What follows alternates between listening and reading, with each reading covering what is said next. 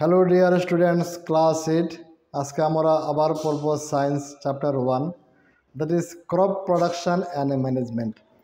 আজকে আমরা পড়ব এক্সারসাইজ কোয়েশ্চেন এই চ্যাপ্টারের। আজকে আমাদের চ্যাপ্টারটি কমপ্লিট শেষ হয়ে যাবে। আজকে আমরা 5 নম্বর দিন পড়ব, day 5। So today we are going to complete the chapter. Today we are going to finish the chapter. আজকে আমরা চ্যাপ্টারটি শেষ করব, তারপর আমরা আবার নতুন চ্যাপ্টার শুরু করব। আজকে আমরা পড়ব এক্সারসাইজ এই চ্যাপ্টারের। প্রথমে আমরা দেখতে পাচ্ছি এখানে কিওয়ার্ডস। এক্সারসাইজ শুরু হওয়ার আগে কিওয়ার্ডস আমি প্রথমে বলেছিলাম যে কোনো একটি চ্যাপ্টারের keywords is very very important. এই যে keywords is very very very important, কারণ তোমরা যদি এই সবগুলা কিওয়ার্ডস সম্বন্ধে তোমাদের আইডিয়া থাকে, ধারণা থাকে, যদি বলতে পারো সবগুলি কিওয়ার্ড সম্বন্ধে, এখানে কয়েকটি ওয়ার্ড আছে, 10-15টি ওয়ার্ড আছে। এই 10-15টি ওয়ার্ড সম্বন্ধে যদি তোমাদের ভালো আইডিয়া হয়ে যায়, 10-15টি ওয়ার্ডের মিনিংটি ভালো করে বুঝতে পারো, তাহলে তোমাদের এন্টায়ার চ্যাপ্টারটি ক্যাপচার করতে, এন্টায়ার চ্যাপ্টারটি ডাইজেস্ট করতে, মনে রাখতে তোমাদের খুবই সহজ হবে। এটি তোমরা জেনে রাখো, যে কোনোভাবে তোমাদের 15-20টি নিউ ওয়ার্ডস তোমাদেরকে মনে রাখতে হবে। তোমরা একবার দেখো আমি কীভাবে একটির পরে একটি ওয়ার্ড বলে দিচ্ছি, তোমরাও ঠিক একইভাবে সবগুলি ওয়ার্ড মুখস্থ শিখবে এবং একটির পরে একটি ওয়ার্ডের মিনিং তোমরা বলতে পারো কিনা। প্রথম কি আছে? প্রথম যে ওয়ার্ডটা এটি হলো এগ্রিকালচারাল প্র্যাকটিসেস। এগ্রিকালচারাল প্র্যাকটিসেস মানে কি? এগ্রিকালচারাল প্র্যাকটিসেস আমরা দেখেছিলাম ক্রপ প্রোডাকশন করতে গেলে আমাদের লম্বা একটি প্রসেস, একদম 7টি প্রসেস আমাদের করতে হয়। একদম প্রিপারেশন অফ সয়েল থেকে লাস্টে আমরা কি স্টোরেজ দেখেছিলাম। অনেকগুলি প্র্যাকটিস, প্রথমে আমাদের সয়েল থেকে প্রিপারেশন করতে হয়, তারপর সোয়িং করতে হয়, ম্যানুর করতে হয়, ইরিগেশন করতে হয়, অনেকগুলা প্রসেস আমরা করতে হয়। সবগুলা প্রসেসকে একসঙ্গে বলা হয়েছে এগ্রিকালচারাল প্র্যাকটিসেস। তারপর অ্যানিম্যাল হাজব্যান্ডারি আমরা দেখেছিলাম, আমরা মানুষ যারা আছি আমরা রিয়ারিং করি বা রিয়ারিং করি মানে পালি। অনেক বড় বিশাল বড় এরিয়া নিয়ে মুরগি ফার্ম বানাই। এই ফার্মের ভিতরে আমরা মুরগ পালি বা গরু পালি, ছাগল পালি, হাঁস পালি। এই যে বিশাল বড় এরিয়ার মধ্যে এগুলোকে থাকার জায়গা, খাওয়া, শেল্টার, বিভিন্ন কেয়ার, ভালো করে যত্ন নেওয়া, এই যে এটাকে বলা হয়েছে, সম্পূর্ণ সিস্টেমটাকে একসঙ্গে বলা হয়েছে অ্যানিম্যাল হাজব্যান্ডারি। ক্রপ মানে কি? আমরা যে কোনো একটা প্ল্যান্ট, এক জাতের প্ল্যান্টকে যদি বিশাল বড় একটি ধান গাছ যদি আমরা বিশাল বড় এরিয়াতে মানে একই ধরনের জিনিস খালি শুধু ধান গাছ লাগাই, তখন আমরা বলবো এটাকে ক্রপ। এটি একটি ক্রপ ফিল্ড, শস্য ক্ষেত। তাহলে একই ধরনের গাছকে যদি আমরা বিশাল বড় এরিয়াতে আমরা প্রোডাকশন করি, তখন এই প্ল্যান্টগুলোকে আমরা বলবো ক্রপ। এই প্ল্যান্টটাকে আমরা বলবো ক্রপ। তারপর ফার্টিলাইজার্স মানে আমরা কী কারণে দিই? প্ল্যান্টের মাটির মধ্যে আমরা ফার্টিলাইজার মিক্স করি এই কারণে, যাতে প্ল্যান্টে তাড়াতাড়ি নিউট্রিশনটা পেয়ে যায় এবং তাড়াতাড়ি বড় হয়ে যায়। বিভিন্ন ফার্মারে ফার্টিলাইজার ইউজ করে, কারণ তার উদ্দেশ্য থাকে তাড়াতাড়ি ক্রপ প্রোডাকশন হওয়া এবং তাড়াতাড়ি যাতে মার্কেটে সেল করতে পারে। এই কারণে আমরা ফার্টিলাইজার কী কারণে ইউজ করি? ফার্টিলাইজার ইউজ করি প্ল্যান্টের যে নিউট্রিশনগুলো, এই নিউট্রিশনগুলো যাতে প্ল্যান্টে তাড়াতাড়ি মাটি হইতে পায়, এই কারণে মাটির মধ্যে আমরা ফার্টিলাইজার মিক্স করি। তারপরে কি আছে? তারপরে ফার্টিলাইজার পর আছে গ্রানারিস কি? আমরা যখন স্টোরেজ করি, গ্রানারিস বলতে বিশাল বড় বিল্ডিং বানিয়ে তার মধ্যে পাটের বস্তা বানিয়ে, এই বস্তার মধ্যে আমরা গ্রেনসগুলোকে স্টোর করে একটা বিশাল বড় বিল্ডিংয়ের মধ্যে রাখা হয়, যেখানে অনেক ধরনের মেডিসিন ইউজ করা হয় যাতে পেস্টস, র্যাট আছে, বিভিন্ন ইনসেক্ট আছে, এগুলোকে নষ্ট না করতে পারে, জিনিসগুলো যাতে ভালো থাকে, অনেক দিন পরে যাতে এগুলো ইউজ করা যায়। এই সমস্ত বিল্ডিংকে বলা হয়েছে গ্রানারিস। হারভেস্টিং মানে কি? হারভেস্টিং মানে ফসলকে কেটে এনে তার থেকে গ্রেনসটাকে সেপারেট করে স্টোরেজে রাখা, এটাই হলো হারভেস্টিং। বিশেষ করে কেটে আনাকে বলা হয়েছে হারভেস্টিং। ইরিগেশন, অনেকগুলো প্ল্যান্টের, অনেকগুলো ক্রপসের বারবারই জলের প্রয়োজন হয়। এই যে বারবারই জলের প্রয়োজন হয়, বিভিন্ন পদ্ধতিতে আমরা জল দিই, এই যে এটাকে বলা হচ্ছে ইরিগেশন। প্ল্যান্টকে বারবার জল দিতে হয়, এটাকে বলা হচ্ছে ইরিগেশন। তারপর খরিফ বলতে এক ধরনের ক্রপকে আমরা বলি খরিফ ক্রপস, যে ক্রপসগুলি আমরা জুন মাস হইতে June July August September June মাস হইতে আমরা সেপ্টেম্বর পর্যন্ত যে ক্রপগুলোকে আমরা লাগাই, বা প্রোডাকশন করি, এই ক্রপগুলোকে বলা হয়েছে খরিফ ক্রপস। তারপরে ম্যানুর আমরা বানাই, বিশাল বড় ডাস্টবিন বানিয়ে এই ডাস্টবিনের মধ্যে আমরা রান্নাঘরের জাবরা যেগুলো আছে সবগুলা ডাস্টবিনের মধ্যে ফেলি। তখন এই ডাস্টবিনের মধ্যে কী হয়, অনেকগুলা এই ইনসেক্ট থাকে বা অর্গানিজম থাকে, যেমন কেঁচুর মতো জির আছে অর্গানিজম, তারপর বিভিন্ন মাইক্রোবস আছে যেগুলো ডিকম্পোজিশন করে এই জাবরাগুলোকে একসঙ্গে ম্যানুর বানিয়ে দেয়। ম্যানুরগুলো নিয়ে তারপরে আমরা মাটির মধ্যে মিক্সড করি। ম্যানুর পরে কী আছে, প্লাউ আছে। প্লাউ হলো একটা টুলস, একটা যন্ত্র, কৃষকের যে যন্ত্রের সাহায্যে কৃষকের মাটিকে টিলিং করে, উলট পুলট করে। তারপর এক ধরনের ক্রপ হলো রবি ক্রপ। আমরা উইন্টার সিজনে আমরা ইউজ করি। দুর্গাপূজা শুরু হয় অক্টোবর মাস থেকে আমরা যে ক্রপগুলো শুরু করি এগুলো হলো রবি ক্রপস। বিশেষ করে মানে পালসেস পালসেস না, এগুলো বলা হয় রবি ক্রপস, মানে ঠান্ডার দিনের যে আমরা এই ক্রপগুলো করি। তারপর সিডস, আমরা এই গ্রেনস যেগুলো পাই, এই গ্রেনসগুলা সিডস, যে গ্রেনসগুলো পাই গ্রেনসগুলোকে আমরা সিডস বলি। আর সিলো হলো স্টোরেজ, মানে স্টক করে রাখা। বিভিন্ন ধরনের মেটেল দিয়ে, বিভিন্ন ধরনের ধাতু দিয়ে ড্রামের মতো বানিয়ে এগুলোর মধ্যে আমরা গ্রেনসগুলোকে রাখি ভালো থাকার জন্য, এটাকে বলা হয় সিলো। তারপর শোয়িং হলো সিডগুলোকে যখন আমরা বপন করি, সিডগুলোকে যখন জাস্ট জার্মিনেট হয়েছে তখন সিডগুলোকে আমরা ক্ষেতের মধ্যে বেঁচে দিই। এই যে বেঁচে দেওয়া এটাকে বলা হয় শোয়িং। তারপর আর কী আছে, স্টোরেজ। আমরা স্টোরেজ করে রাখি গ্রেনসগুলোকে, আমরা স্টোর করে রাখি বিশাল বড় বড় বিল্ডিং, মানে বিভিন্ন গ্র্যানারিজ এবং সিলসের মধ্যে এভাবে রাখাকে বলা হচ্ছে স্টোরেজ। থ্রেসিং হলো একটি সিস্টেম বা একটি পদ্ধতি, যে সিস্টেমে আমরা গ্রেনসটাকে সেপারেট করি, যেমন উইনোয়িং আছে, থ্রেসিং আছে। এই দুইটি পদ্ধতিতে আমরা গ্রেনসগুলোকে চাপস হইতে আমরা সেপারেট করি, এটাকে বলা হচ্ছে থ্রেসিং। হলো একটি পদ্ধতি, একটি হলো থ্রেসিং আর একটি হলো উইনিং। তারপর উইডস হলো আনওয়ান্টেড প্ল্যান্ট, যে প্ল্যান্টগুলোকে আমরা চাই না কিন্তু আমরা ক্রপসের ফিল্ডের মধ্যে হয়ে যায়, এই সমস্ত এগুলোকে বলা হয় উইডিসাইডস। যে ধরনের মেডিসিন দিয়ে আমরা উইডসকে নষ্ট করি এই ধরনের মেডিসিনকে বলা হয় উইডিসাইডস। উইনিংও হলো একটি পদ্ধতি, থ্রেসিং যেমন একটা পদ্ধতি, আমরা গ্রেনসগুলোকে সেপারেট করি। উইনিংও একটা পদ্ধতি, আমরা গ্রেনসগুলোকে সেপারেট করি। উইনিং আমরা হাতে করি আর মেশিনটাও হাতে বানানো হয়, আর থ্রেসিং একটা মেশিনের সাহায্যে করা হয়। তাহলে স্টুডেন্ট তোমরাও চেষ্টা করবে, তোমরাও এভাবে আমার মতো বলতে পারো কি না সবগুলি নিউ ওয়ার্ডস একটার পর একটা। যদি বলতে পারো তখন দেখবে তোমরা এন্টায়ার চ্যাপ্টারটি তোমাদের হাতের মুঠো এসে গেছে, এবং এন্টায়ার চ্যাপ্টারটি তোমরা যে কোনো কোয়েশ্চেন তোমাদেরকে করলে তোমরা যে কোনো কোয়েশ্চেনের আনসার তোমরা করতে পারবে।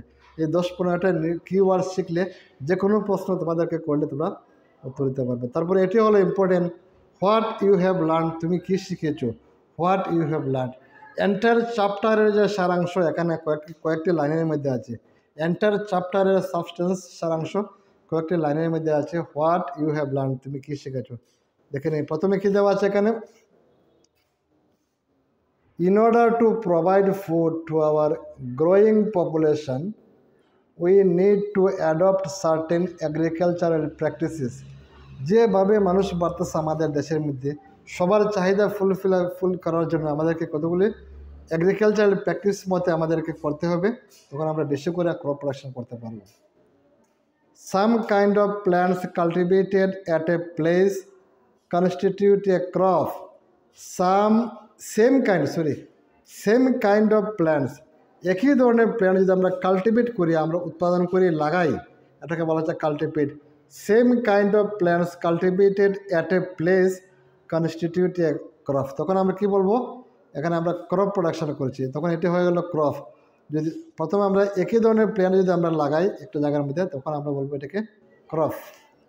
তারপরে কী বলা, ইন ইন্ডিয়া, ভারতে crops can be broadly categorized into two types based on seasons, rabi and kharif crops. ভারতবর্ষের মধ্যে ক্রপকে দুইটি ভাগে ভাগ করা হচ্ছে, একটা হলো রবি ক্রপস, একটা হলো খরিফ ক্রপস। সিজনের উপরে ভিত্তি করে, depending on seasons, rabi crops and kharif crops. Kharif crops rainy সিজনে, রবি ক্রপস উইন্টার সিজনে। আর কয়েকটি ক্রপস আছে আমরা সামার সিজনে আমরা লাগাই, যেমন পালসেস, খুব গরম লাগে, যেমন ডাল চাল এগুলা খুব গরমের সময় এগুলো হয়। তারপর কি বলা হয়েছে, it is necessary to prepare soil by tilling and লেবেলিং। সয়েলকে আমরা টিলিং করি এবং লেবেলিং করি, সমান করি। Ploughs and levellers are used for this purpose. Plough আমরা ইউজ করি, প্লাউ বলতে প্লাউ দিয়ে মাটিকে উলট পালট করি, আর লেভেলার দিয়ে আমরা মাটিটাকে আমরা সমান করি। আমরা যদি ক্রপ প্রোডাকশন করতে হয়, আমরা সবার আগে আমরা প্রিপারেশন অফ সয়েলটাকে আমরা প্রিপারেশন করি। তারপর কি বলা হয়েছে, শোয়িং অফ সিডস, এই যে বীজগুলোকে আমরা বপন করি নার্সারিতে। Showing off seeds at appropriate depth, একটা নির্দিষ্ট মাটির নিচে আমরা বীজগুলোকে রেখে আসি কোনো সময়। Depth and distances gives good yield, যদি কোনো মেশিনের সাহায্যে একটা পার্টিকুলার মাটির নিচে আমরা এই বীজগুলোকে নির্দিষ্ট দূর রেখে আসি, তখন কী করে উপরে মাটি ভরে যায়, কোনো এই সিডসের ক্ষতি হয় না, কোনো বার্ডসে পাখি কীটপতঙ্গ সিডগুলিকে নষ্ট করতে পারে না এবং ভালো ফসল আমরা পাই।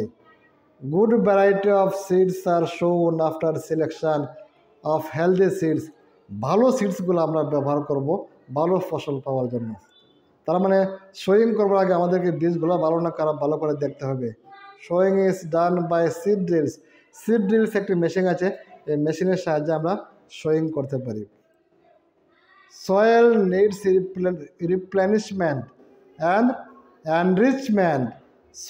সয়েলের কী দরকার, রিপ্লেনিশমেন্ট দরকার। তার মধ্যে যে ফার্টাইলিটি ছিল, যে উর্বরতা ছিল, এই আবার উর্বরতাটা ঘুরিয়ে আসার জন্য আমরা ক্রপ রোটেশন করি। বারবার একই ধরনের ক্রপ আমরা লাগাই না, আমরা ক্রপ পরিবর্তন করে, আমরা 2 বছর 3 বছর লাগাইছি এক ধরনের ক্রপ, তারপর আমরা একই জায়গাতে অন্য ধরনের ক্রপ লাগাবো কয়েক বছর, তারপর আবার আরেক ধরনের ক্রপ লাগাবো, যাতে মাটির রিপ্লেনিশমেন্ট হয়। And enrichment through the use of organic ম্যানুর and fertilisers, এবং রিপ্লেনিশমেন্ট এবং এনরিচমেন্ট বাড়ার জন্য আমরা অর্গানিক ম্যানুর এবং ফার্টিলাইজার আমরা ব্যবহার করি। Use of chemical fertilisers has increased tremendously with the introduction of new crop varieties.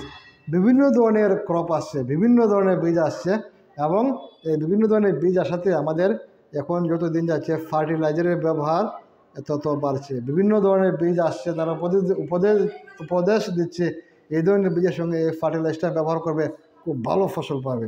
এই কারণে ফার্টিলাইজারের ব্যবহার ডে বাই ডে বাড়ছে, কারণ ক্রপ বিভিন্ন ধরনের ভ্যারাইটিস টাইপের সিড আসছে।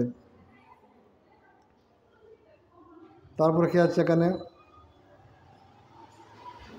Supply of water to crops at appropriate intervals is called irrigation. কিছুদিন পরে পরে জল দেওয়া ক্রপসের মধ্যে, এটাকে বলা হয় ইরিগেশন।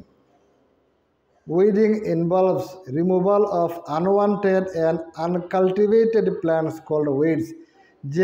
যে গাছগুলি আমাদের দরকার নেই, আনওয়ান্টেড বা এগুলো আমরা লাগাই না কিন্তু হয়ে যায়, এগুলোকে সরাইতে হয়, এগুলোকে বলা হয় উইডস।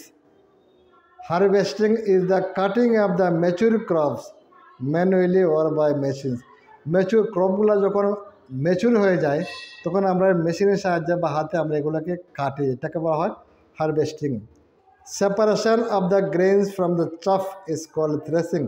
এই চাফ হইতে গ্রেনসটাকে সেপারেশন করা with the help of some machines is called threshing.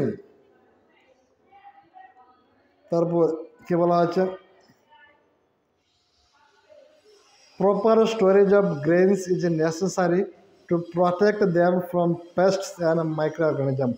যদি ভালো করে আমরা স্টোরেজ করে রাখি গ্রেনগুলোকে, এই যে সিলস এবং গ্রানারিজ বানিয়ে, তখন এই গ্রেনগুলো কী হয়, পেস্টে তাদেরকে কিছু করতে পারে না। পেস্ট বলতে র্যাটস বা বিভিন্ন ইনসেক্ট কীটপতঙ্গ, এদেরকে বলা হচ্ছে পেস্ট, বা বিভিন্ন পোকা মাইক্রো অর্গানিজমস আছে, বিভিন্ন ব্যাকটেরিয়া ভাইরাস ফাঙ্গে, এগুলো কোনো ক্ষতি করতে পারবে না আমাদের এই গ্রেনসগুলোকে। Food is also obtained from animals. Animal হইতে আমরা ফুড পাই, for which animals are reared. এই কারণে অ্যানিমেলসকে রেয়ার করা পালা হয়। মানুষে ওই মুরগি পালে, হাঁস পালে, কী কারণে, এগুলোকে খাবার জন্য। This is called animal husbandry. এটাকে বলা হচ্ছে অ্যানিম্যাল হাজব্যান্ডারি। আমরা দেখে নিই প্রথম কী বলা হচ্ছে এখানে, এক্সারসাইজ। কী আছে এক্সারসাইজে প্রথমে বলা আছে এক্সারসাইজে কী বলছে দেখে নিই। বলা হচ্ছে select the correct word from the following list and fill in the blanks. নিচে কতগুলো ওয়ার্ড আছে, এই সমস্ত ওয়ার্ড দিয়ে শূন্যস্থান পূরণ করো। ফ্লোট বলতে জলে ভেসে যাওয়া, ওয়াটার জল, ক্রপ শস্য, নিউট্রিয়েন্টস পুষ্টি, প্রিপারেশান তৈরি করা, ফ্লোট জলে ভেসে থাকে। 1 নম্বর কী বলা হয়েছে? 1 নম্বরে বলা হয়েছে the same kind of plants grown and cultivated on a large scale at a place is called crop. কীভাবে ক্রপ? উপরে কী আছে? ক্রপ। এই ক্রপটা আসবে এখানে। 1 নম্বর কী বলা হয়েছে? The same kind of plants grown and cultivated on a large scale at a place is called crop. B. The first step before growing crops is preparation of the soil.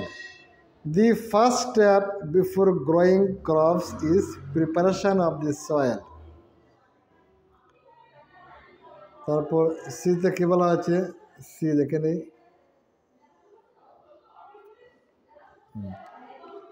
সিতে কী বলা হয়েছে?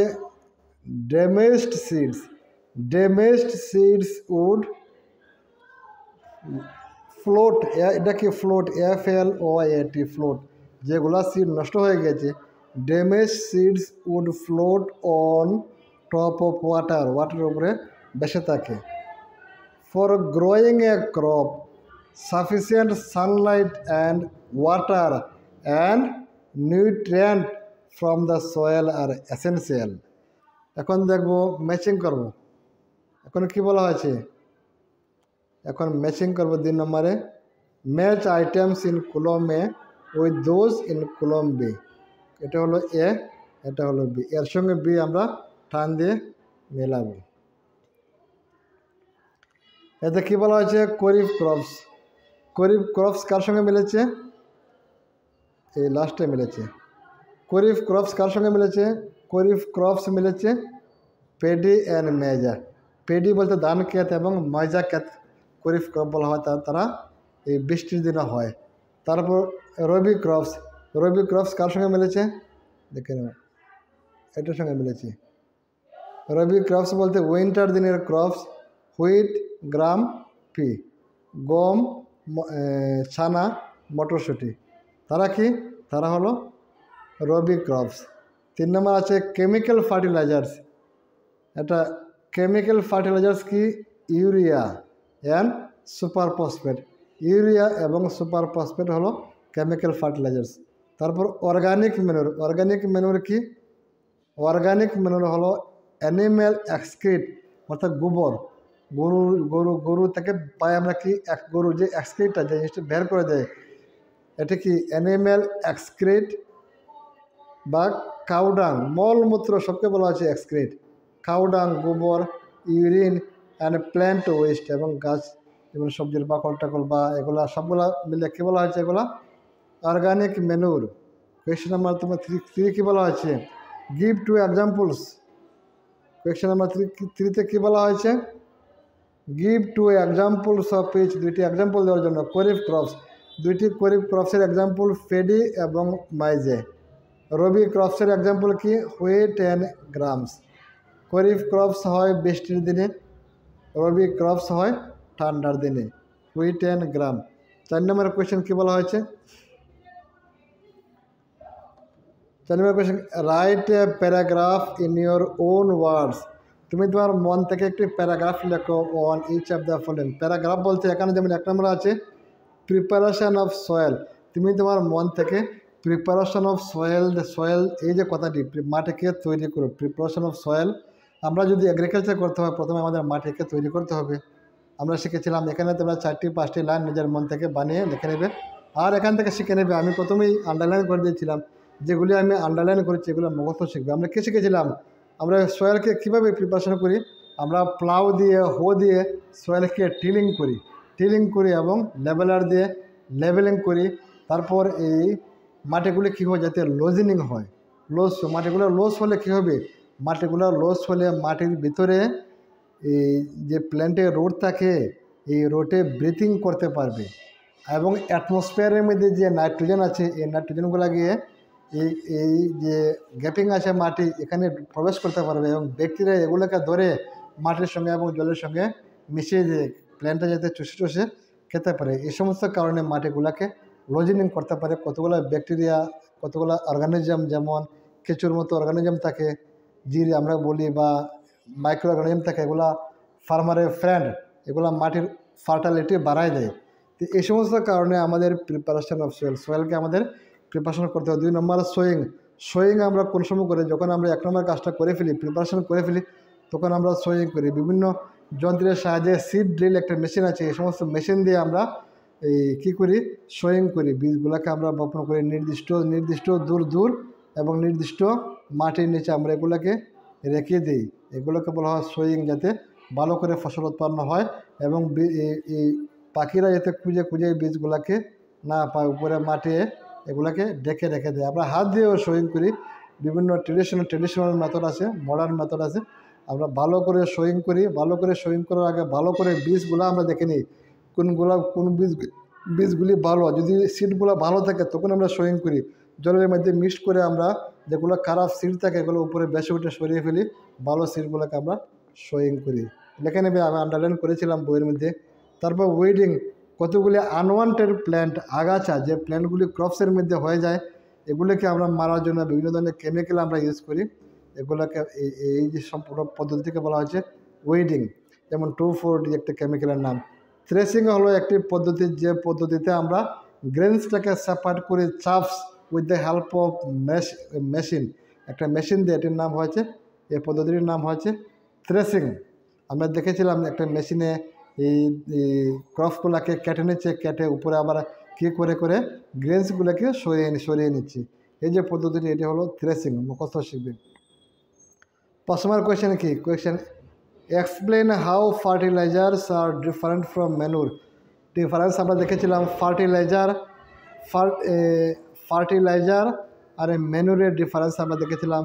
ম্যানুর হলো একটা অর্গানিক সাবস্টেন্স আর fertilisers হলো chemical substance. ম্যানুরে মাটির humus বাড়ায়, ফার্টিলাইজারে কী করে শুধু প্ল্যান্টের যে নিউট্রিয়েন্টগুলি আছে এগুলি প্ল্যান্টে চট করে পেয়ে যায় তাড়াতাড়ি। এই ফার্টিলাইজার যদি মিক্সড করে আমরা মাটির মধ্যে তাড়াতাড়ি পেয়ে যায় এবং তাড়াতাড়ি বড় হয়ে যায়। কিন্তু এটি মাটির হিউমাস বাড়াতে পারে না, মাটিকে নষ্ট করে ফেলে। আর এটি মাটির হিউমাস বাড়াতে পারে, মাটি এই ম্যানুর মিক্সচার করলে মাঠে জলগুলোকে ধরে রাখতে পারে। আমরা শিখেছিলাম। 4 নম্বর কোয়েশ্চেনে কি?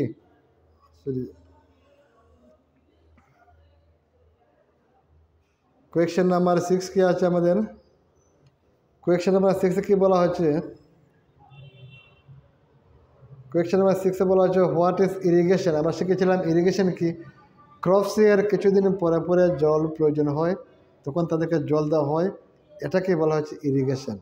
নির্দিষ্ট পরে নির্দিষ্ট ইন্টারভেলে।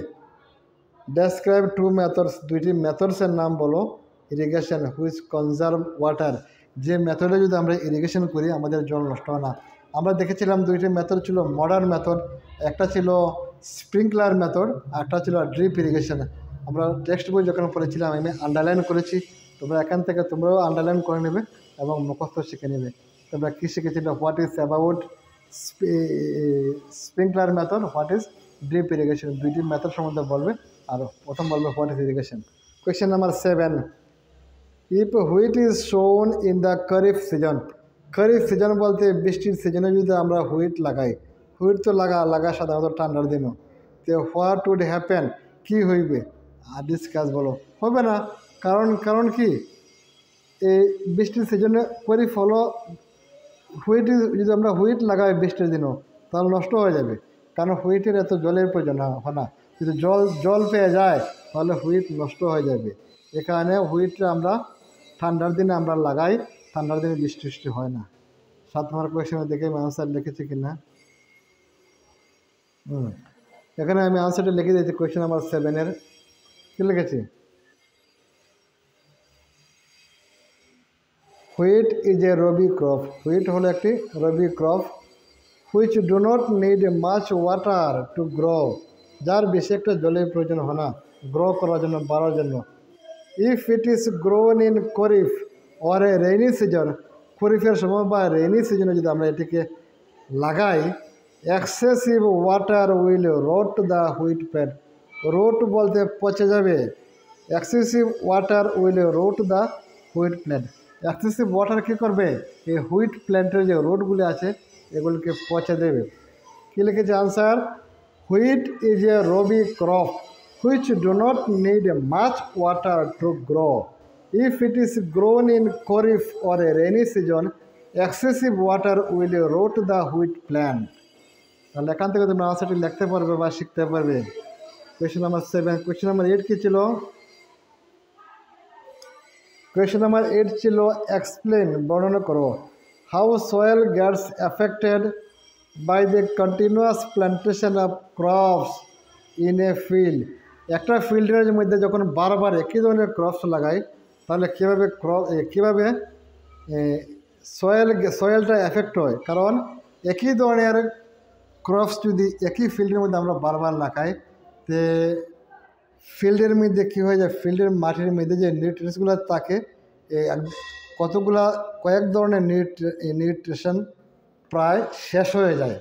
যেমন ধান ক্ষেতের মধ্যে যদি বারবার আমরা ধানই লাগাই বা তখন কি হয়, ধান খেতে কী করে এই মাটির মধ্যে ধান ক্ষেতের যে নিউট্রিয়েন্টগুলো দরকার এই জাতীয় নিউট্রিয়েন্ট শেষ করে দেয় এগুলো মাটিগুলো। তখন কী করে আমরা আর এই ক্ষেতে ধান ভালো করে আর হয় না। এই কারণে আমরা একবার লাগাবো ধান ক্ষেত, একবার লাগাবো অন্য ধরনের ক্রপ লাগাবো। বারবার যদি আমরা ক্রপ রোটেশন করি তখন ভালো হয়। দেখেন এই আনসারটা লিখেছি কি না। কোয়েশ্চেন নাম্বার 8 এখানে আছে, তোমরা এখান থেকেও শিখতে পারবে। কোয়েশ্চেন নাম্বার 8-এর আনসারটা কী লিখেছি? Continuous plantation of crops in a field will decrease the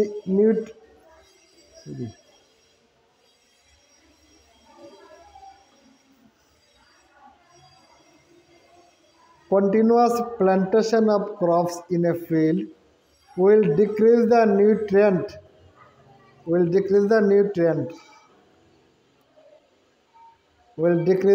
nutrient content of the soil. কি বলা হয়েছে?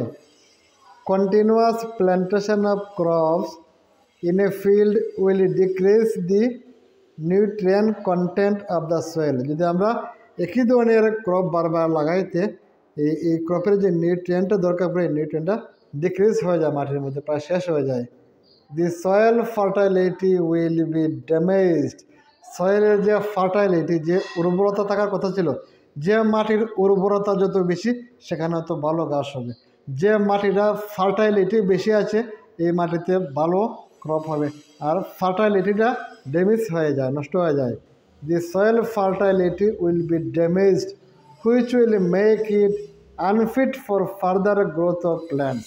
তখন কী করে এই মাটিটা আনফিট হয়ে যায়, ফার্দার আর কোনো প্ল্যান্টের এখানে গ্রোথ হয় না বা এই ধরনের প্ল্যান্টের আর গ্রোথ হবে না। 8 নম্বর হয়ে গেল। এখন 9 নম্বর কী আছে? 9 নম্বর কী আছে? What are weeds. আমরা শিখেছিলাম হোয়াট আর উইডস মানে unwanted plants in a crop field. তো ক্রপ ফিল্ডের মধ্যে যে আনওয়ান্টেড প্ল্যান্ট থাকে তারা weeds. How can we control them? আমরা কীভাবে তাদেরকে কন্ট্রোল করতে পারি? আমরা উইডিসাইডস দেবো, স্প্রে দিয়ে কী দেবো? উইডিসাইড দেবো। উইডিসাইড দিলে কী হবে? কন্ট্রোল হয়ে যাবে উইডসগুলা। বা কী করবো, আমরা প্ল্যান্টারের মধ্যে যখন আমরা প্রিপারেশন করবো সয়েলটা তখন আমরা ভালো করে টিলিং করবো। টিলিং করলে উইডসগুলার রুটগুলা উঠে যাবে এবং মরে যাবে। তারপর বিভিন্ন কেমিক্যালও আমরা ইউজ করতে পারবো বা কুরফি দিয়ে আমরা উলট করবো, মাটিগুলিকে টিলিং করবো। এভাবে আমরা এই কন্ট্রোল করতে পারি আমরা উইডসগুলাকে। Question number 10। কোয়েশ্চেন নাম্বার 10 কী বলেছে তোমাদেরকে?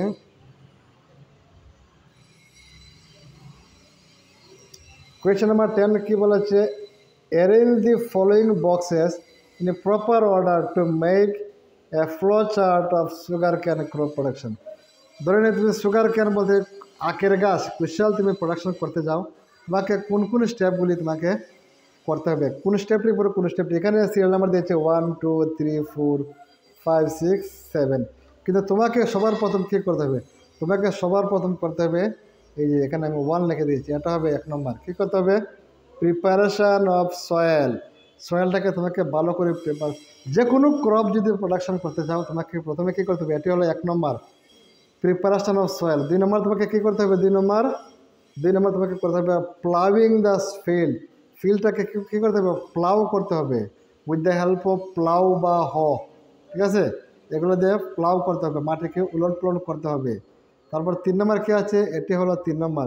3 নম্বর কী করতে হবে, ম্যানিউর করতে হবে। ম্যানিউর বলতে কি, মানে তার সঙ্গে বিভিন্ন জিনিস মাটির মধ্যে সার ফার্টিলাইজার বা ম্যানিউর মেশাতে হবে। ম্যানিউরিং বলতে মাটির মধ্যে আমরা যে ম্যানিউর যেগুলো বানিয়েছিলাম ভার্মি কম্পোস্টিং করে বড় ডাস্টবিনের মধ্যে, এগুলো মাটির সঙ্গে মেশাতে হবে। 4 নম্বর আমাদেরকে যে কাজটি করতে হবে, 4 নম্বর হলো এটি 4 নম্বর। 4 নম্বর কী করতে হবে আমাদেরকে, তারপরে সোয়িং করতে হবে। এগুলি করার পরে ম্যানিউর করার পরে আমরা কী করব, সোয়িং করব, বীজগুলিকে আমরা বপন করব। 5 নম্বর আমরা কী করব, বীজ লাগানোর পর তো হয়ে গেল, বড় হবে, তখন আমরা ইরিগেশন করব, জল দেবো ঠিক মতে। তারপর 6 নম্বর পয়েন্ট কী হবে, 6 নম্বর পয়েন্ট হবে হারভেস্টিং। তারপর আমরা হারভেস্টিং করব, এগুলোকে কাটবো। 7 নম্বর পয়েন্টে কী করব, sending crop to sugar factory. তারপরে এই ক্রপগুলিকে আমরা সুগার ফ্যাক্টরিতে পাঠাবো। সুগার ফ্যাক্টরিতে কী করবে, এই সুগার গাছ হইতে সুগার বানাবে। Sending crop to sugar factory. Sugar গাছকে বলা হয় সুগার ক্যান। এটি আমাদের হয়ে গেল 10 নম্বর। তারপর 11 নম্বর কী বলা হয়েছে দেখে নাও। 11 নম্বর কী বলা আছে, complete the following word puzzle. একটি ওয়ার্ড পাজল আছে, with the help of the clues given below. নিচে কয়েকটি ক্লু দেওয়া আছে, এই ক্লু দেওয়ার পরে আমরা with the help of clue আমরা একটি পাজল করবো। এখানে একটি বাক্স দিয়েছে, এখানে এভাবে আমরা কতগুলি নাম লিখবো। আমরা যে চ্যাপ্টার পড়েছি, এই চ্যাপ্টার থেকে আমরা এই ওয়ার্ডগুলি পাবো। আমরা অনেকগুলো কিওয়ার্ডস পেয়েছিলাম, বা চ্যাপ্টারের মধ্যে ওয়ার্ডগুলো আছে। এখানে একটি ওয়ার্ড হবে, এখানে একটি ওয়ার্ড হবে বানাবো। এখানে তারা মধ্যে মধ্যে লেটার বা অক্ষর দিয়েছে, একটি দুটি দিয়েছে, সবগুলো দেয়নি। এখানে একটি ওয়ার্ড হবে, এখানে একটি ওয়ার্ড হবে, এখানে একটি ওয়ার্ড হবে, এখানে একটি ওয়ার্ড হবে। ওয়ার্ড সম্বন্ধে যদি তোমাদের আইডিয়া না থাকে, তোমরা এটা ফিল আপ করতে পারবে না। এখানে ক্লো দেওয়া আছে, উপরে দেখে নিই ক্লোটি, উপরে ক্লো দেওয়া আছে। এখানে লেখা আছে ডাউন। 1 নম্বর, 2 নম্বর, 5 নম্বর হলো ডাউন। 1 নম্বর ধরেন এটা হলো 1 নম্বর, এটা হলো 2 নম্বর, নিচে আরেকটা আছে দেখেন, এটা হলো 5 নম্বর। একটু বড় করে নিই। ডাউন বলতে এখানে কারা উপর থেকে নিচে নেমেছে, এটা হলো 1 নম্বর। এখানে একটি ওয়ার্ড হবে, এখানে 2 লেখা আছে উপরে, এখানে দেখেন 5 লেখা আছে, এটা হলো 5 নম্বর।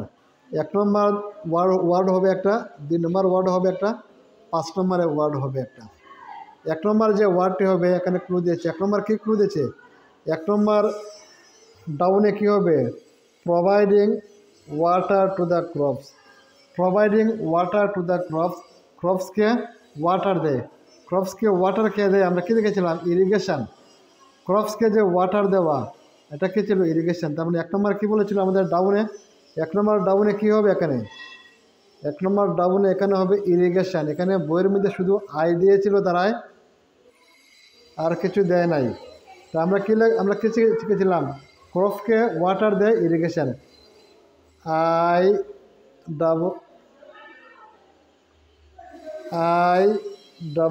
আর আই GATION, কী হলো, ইরিগেশন।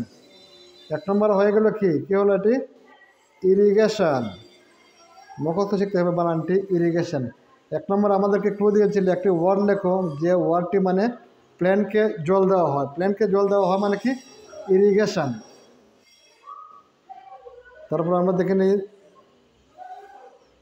2 নম্বর ক্লু কী দিয়েছে, ডাউনে 2 নম্বর ক্লু দিয়েছে, keeping crop grains for a long term. মানে এই ক্রপ থেকে যে আমরা গ্রেনসগুলো পাই, কেটে আনার পরে যে গ্রেনসগুলো আমরা পাই, অনেক দিনে রাখি আমরা কোথায়, grains for long time under proper conditions.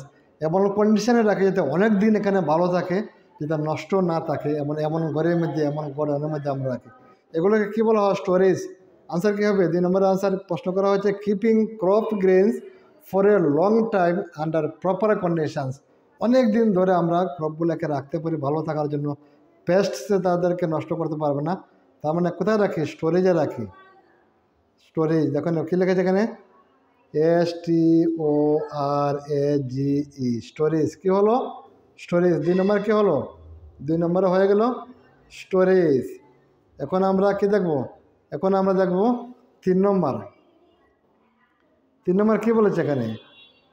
A process of separating the grain from the চাফ।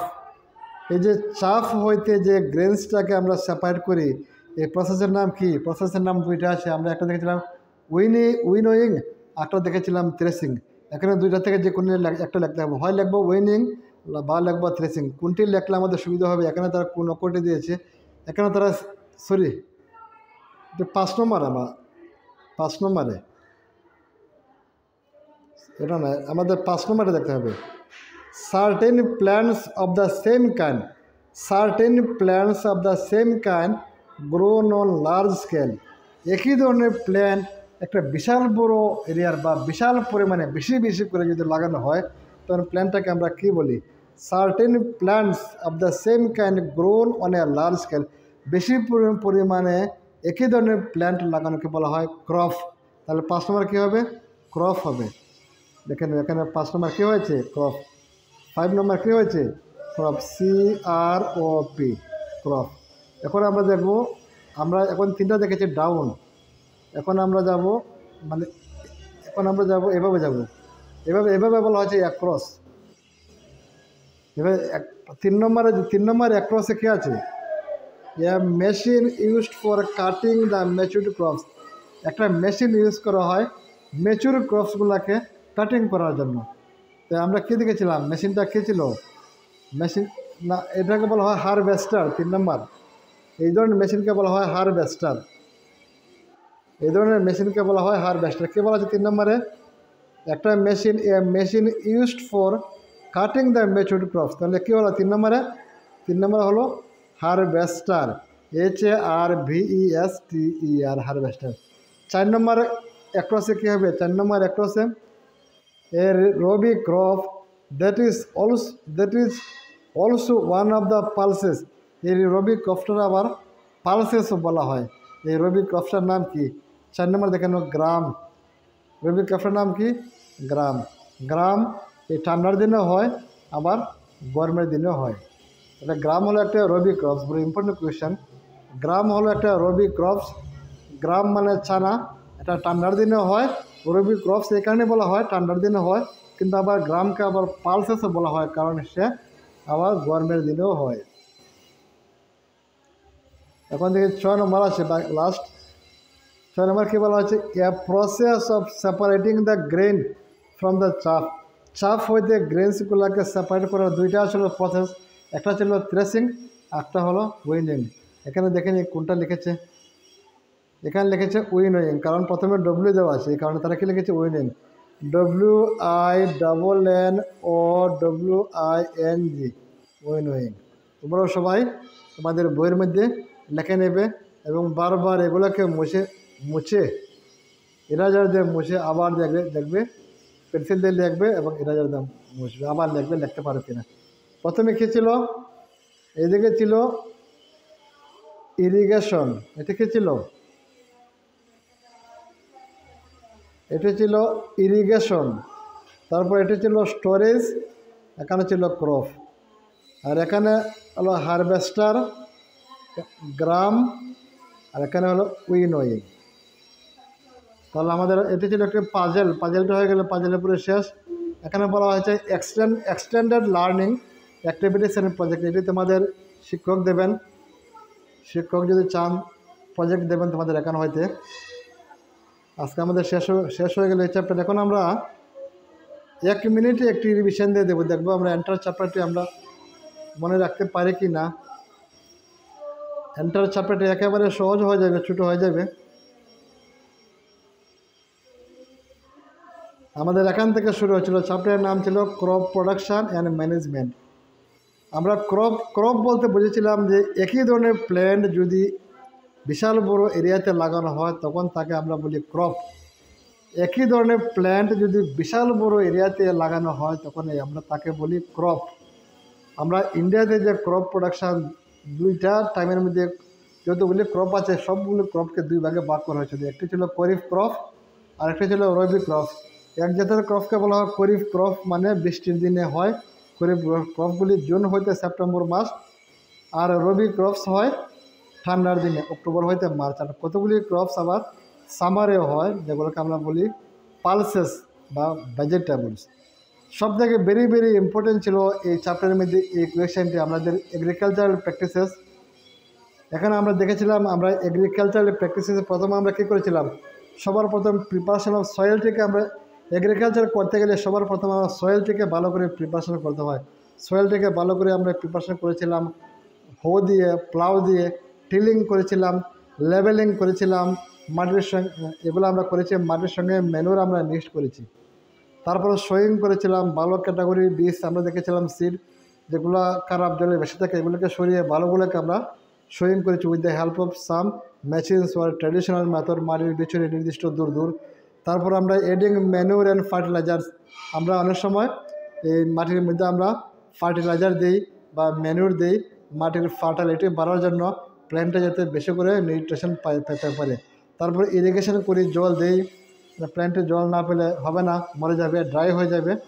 তারপর প্রোটেকশান করি তাদেরকে উইডস থেকে বাঁচার জন্য, বেশি উইডস যাতে না হইতে পারে আমরা উইডিসাইড দিয়ে স্প্রে করি, উইডিসাইডগুলোকে মারার জন্য স্প্রে করি। তারপর আমরা ভালো করে হারভেস্টিং করি, যখন ক্রপগুলো ম্যাচিউরড হয়ে যায় এগুলোকে কেটে নিয়ে আসি হারভেস্টিং। তারপর গ্রেনসগুলো বের করে ভালো করে স্টোরেজ করে আমরা রাখি। এখানে আমরা দেখেছিলাম কীভাবে সয়েলগুলোকে আমরা প্রিপারেশন করেছি। আমাদের যদি ক্রপ প্রোডাকশন করতে হয় সয়েলগুলোকে ভালো করে প্রিপারেশন করতে হয়েছিল আমাদের, বিভিন্ন মেশিনের সাহায্যে আমরা প্রিপারেশন করেছিলাম। প্লাউয়ের সাহায্যে আমরা সয়েলগুলোকে প্রিপারেশন করেছিলাম, প্লাউয়ের বিভিন্ন পার্টস ছিল। তারপর হো দিয়ে আমরা সয়েলকে প্রিপারেশন করেছিলাম।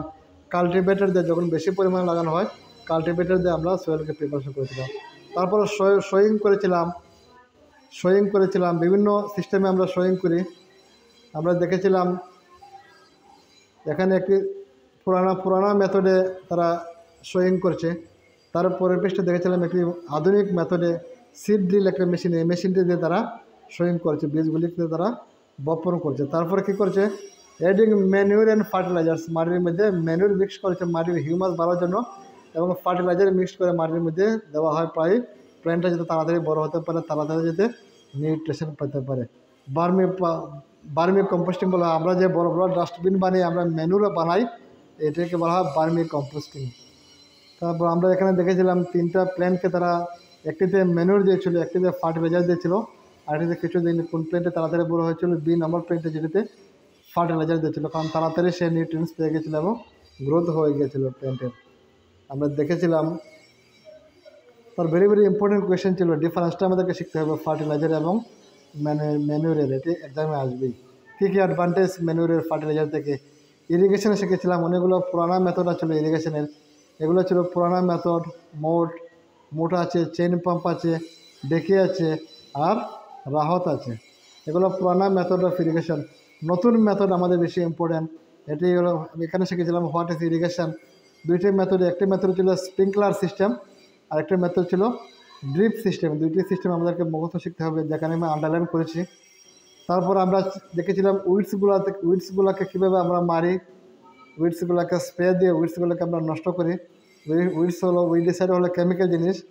তারপর যখন ম্যাচিউর হয়ে যায় ক্রপসগুলি আমরা এগুলোকে হারভেস্টিং করি, আমরা শিকল দিয়ে কেটে নিয়ে আসি বা বিভিন্ন মেশিন আছে, মেশিনের সাহায্যে আমরা কাটছি, প্লাস গ্রেনগুলোকে সেপারেট করছি। গ্রেনগুলোকে সেপারেট করা চাপ সুইতে, এটিকে বলা হয় থ্রেসিং। কম্বাইন একটি মেশিন দিয়ে আমরা সেপারেট করেছি।